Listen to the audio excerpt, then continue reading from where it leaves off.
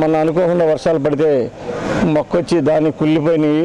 వాటికి కూడా ప్రభుత్వం ఏదైతే మద్దతు ధర ప్రకటించిందో ఆ మార్కెట్ ఫెడ్ ద్వారా మద్దతు ధర వారికి రైతులు కూడా ఇవ్వాలని డిమాండ్ చేస్తాను. ఇక్కడ నియోజకవర్గంలో 3 మండలాలు కరువు మండలాలు ప్రకటించారు. అదేవిధంగా గూడూరు మండలంలో పూర్తిగా పోయిన దానికి మనం జాయింట్ కలెక్టర్ గారు స్పందించి 2వ లిస్టులో అనౌన్స్ చేస్తామని చెప్పారు. అది కాని పక్షంలో మా రాష్ట్ర నాయకుల దృష్టికి జగన్మోహన్ రెడ్డి గారి దృష్టికి తీసుకెళ్ళి మా వంతు మేము వచ్చే వరకు పోరాడతామని డిమాండ్ చేస్తా ఉన్నాం. ఎందుకంటే గూడూరు మండలం రైతులు కూడా 3 సార్లు పంటలు నష్టపోయి పూర్తిగా దెబ్బతిన్నారు.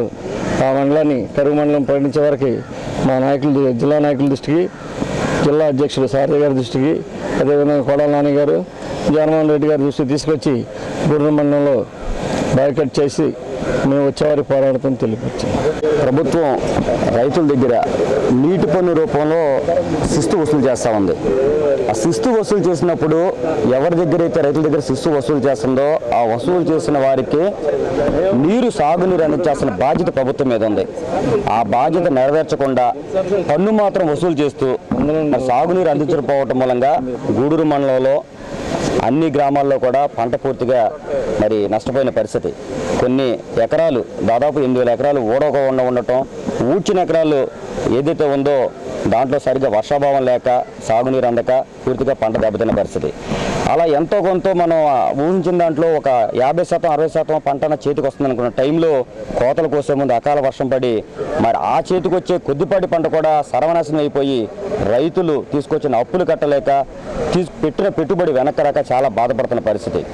వాస్తవంగా ఇటువంటి పరిస్థితులను అధికారులు క్షుణ్ణంగా పరిశీలించి గ్రామానికి తిరగాల్సిన అధికారులు కార్లు వేసుకొచ్చి రోడ్ల మీద మాత్రం సాగునీరు కొద్దిపాటిగా అందే పొలాలను మాత్రం చూసి పొలాలు ఇక్కడ బాగానే ఉన్నాయని చెప్పి గూడూరు మండలానికి అన్యాయం జరిగే విధంగా ఒక రిపోర్ట్ రాయటం మూలంగా గూడూరు మండల ప్రజలందరూ నష్టపోతా ఉన్నారు.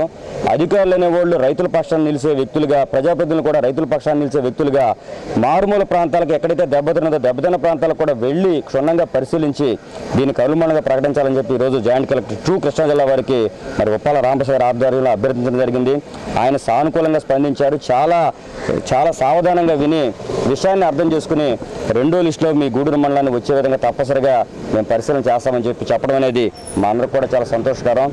ఏదైతే ఆయన ఒక హామీ ఇచ్చారో మాకు అభ్యర్థనగా మేము చేసిన దానికి సమాధానం చేశారో ఆచరణ రూపంలో చేస్తే మేమందరం సంతోషిస్తాము.